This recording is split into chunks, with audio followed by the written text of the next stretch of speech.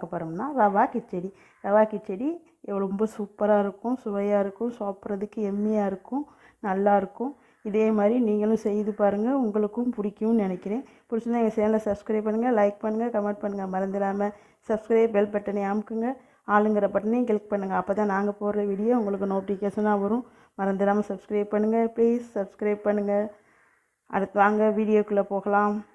பாருங்கள், ரவா கிச்சடி செய்கிறதுக்கா ஒரு டம்ளர் நிறைய ரவா எடுத்து வச்சுருக்கேன். அதுக்கு தாளிக்கிறதுக்கு வெங்காயம், பச்சை மிளகாய், கருவேப்பிலை, தக்காளி, இஞ்சி எல்லாம் எடுத்து வச்சுருக்கேன். இது தாளிப்புக்கு கடுகு, உளுந்து, கடலைப்பருப்பு எல்லாம் எடுத்து வச்சுருக்கேன். வாங்க எப்படி செய்யணும்னு பார்க்கலாம்.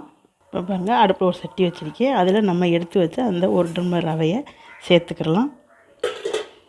சேர்த்து இதை நல்லா வறுத்துக்கிடுவோம். ரவை நல்லா வறுக்கிறதுல தான் உப்புமா சூப்பராக இருக்கும். இந்த ரவா கிச்சடி ரொம்ப நல்லாயிருக்கும், சூப்பராக இருக்கும். ரவை வறுக்கிறதுல தான் இருக்குது. இந்த ரவையை நல்லா வறுக்கணும். இந்த ரவா கிச்சடி சாப்பிட்றதுக்கு ரொம்ப சுவையாக இருக்கும். எல்லோரும் யூஸ்வலாக செய்கிறது தான், இருந்தாலும் ஒவ்வொருத்தரும் ஒவ்வொரு விதத்தில் செய்வாங்க. அதனால் டேஸ்ட் ஒவ்வொன்றும் ஒவ்வொரு வித்தியாசப்படும். அது மாதிரி இது எங்கள் ஸ்டைல் ரவா கிச்சடி. நீங்களும் செஞ்சுருப்பீங்க, இருந்தாலும் தெரியாதவங்களுக்கு இது யூஸ் ஆகும். அதுக்காகத்தான் இந்த ரவா கிச்சடி. இந்த ரவா கிச்சடி ரொம்ப நல்லாயிருக்கும் சாப்பிட்றதுக்கு. இதே நல்லா பொங்கல் மாதிரியும் செய்யலாம், கிச்சடி மாதிரி பொழு பொழுன்னு கிச்சடியாகவும் செய்யலாம். ஆனால் நான் இன்னைக்கு கிச்சடி இது பொழு பொழுன்னு தான் செய்கிறேன்னா, அதுதான் எங்களுக்கு பிடிக்கும். கொலன்னு இருக்கிறது பிடிக்காது, அதனால் பொழு பொழுன்னு செய்கிறேன். செஞ்சு பாருங்கள் எப்படி இருக்குன்னு. எப்படி இருந்துச்சு கமெண்ட் பண்ணுங்கள் மறந்துடாமல். இப்போ இந்த ரவையை நல்லா வறுத்துக்குருவோம். பாருங்கள், ரவை நல்லா வறுபட்டுருச்சு. ரொம்ப சூப்பராக பொழு பொழுன்னு மணல் மாதிரி ரவை நல்லா வறுபட்டுருச்சு. நெருண்டு இருக்கணும் தொட்டு பார்க்கையில். இப்போ இதை ஒரு பிளேட்டுக்கு மாற்றிக்கிறோம். வாங்க, இப்போ பாருங்கள், ஒரு பிளேட்டுக்கு மாற்றியாச்சு. வாங்க இப்போ தாளிச்சுக்கிடலாம். இப்போ அதே அடுப்பில் அதே சட்டியை வச்சுருக்கேன். அதில் எண்ணெய் சேர்த்துக்குவோம். எண்ணெய் சேர்த்தாச்சு. இப்போ எண்ணெய் காயட்டும். இப்போ எண்ணெய் காஞ்சிருச்சு. இப்போ அதில் கடுகு, உளுந்து, கடலைப்பருப்பு எடுத்து வச்சுருக்கோம்ல, அதை சேர்த்துக்கிறோம். அதை சேர்த்து நல்லா பொரிய விட்டுக்கலாம். இது நல்லா பொரியணும். இப்போ இது நல்லா பொரியணும். பொரிய விட்டு பார்க்கலாம். இப்போ பாருங்கள், நல்லா பொரிஞ்சிக்கிட்டு இருக்கு. இப்போ இதில் இந்த இஞ்சியை சேர்த்துக்கிறலாம். இஞ்சி சேர்த்து வச்சுக்கோங்கள, அதை இஞ்சியை சேர்த்துக்குவோம். இதில் அப்புறம் வெங்காயத்தை சேர்த்துக்கிறலாம். வெங்காயத்தை சேர்த்து நல்லா வதக்கி விட்டுக்கிடுவோம். இது ரொம்ப நல்லாயிருக்கும். இந்த கிச்சடி சும்மாவே சாப்பிட்லாம், ஜீனிலாம் தேவையில்லை, சும்மாவே சாப்பிட்லாம். அதே ஜீனி, தேங்காய்ப்பழம் போட்டு சாப்பிட்டோம்னா ரொம்ப சுவையாக இருக்கும், இன்னும் ரொம்ப நல்லாயிருக்கும். இப்போ இது நல்லா வதங்குது. வெங்காயம் நல்லா வதங்கட்டும்.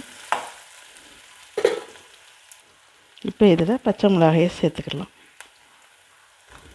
பச்சை மிளகாயை சேர்த்தாச்சு.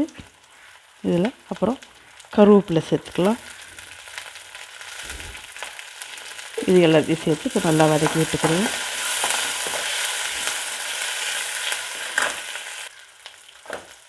இப்போ இதெல்லாம் சேர்த்து நல்லா வதங்கிக்கிட்டு இருக்கு.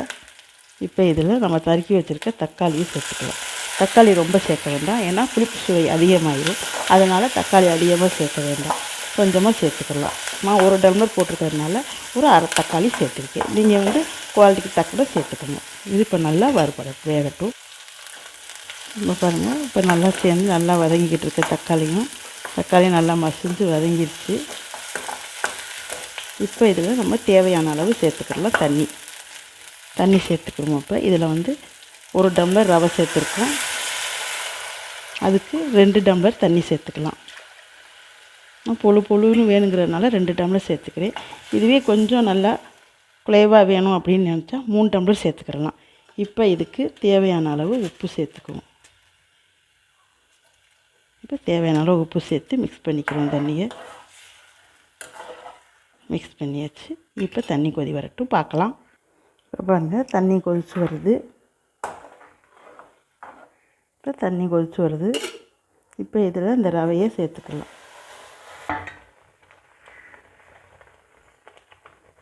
இந்த ரவையை சேர்த்து இப்போ எல்லாத்தையும் நல்லா மிக்ஸ் பண்ணிக்கலாம்.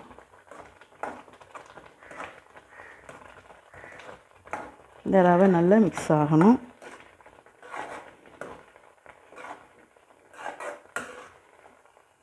இந்த ரவை நல்லா மிக்ஸ் ஆனால் தான் நல்லாயிருக்கும்.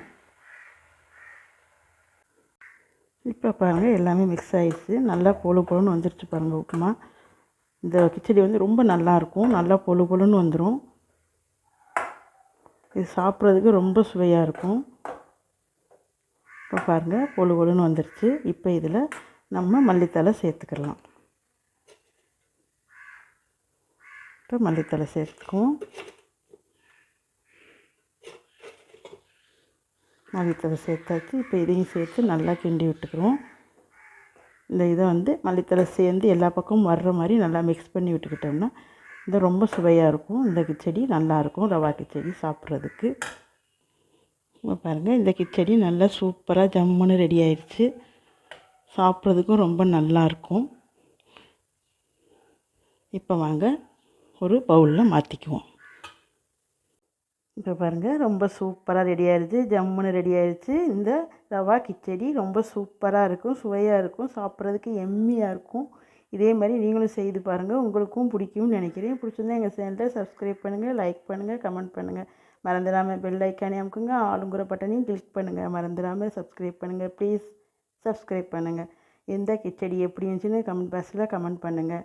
அடுத்த வீடியோவில் பார்க்கலாம். பாய்.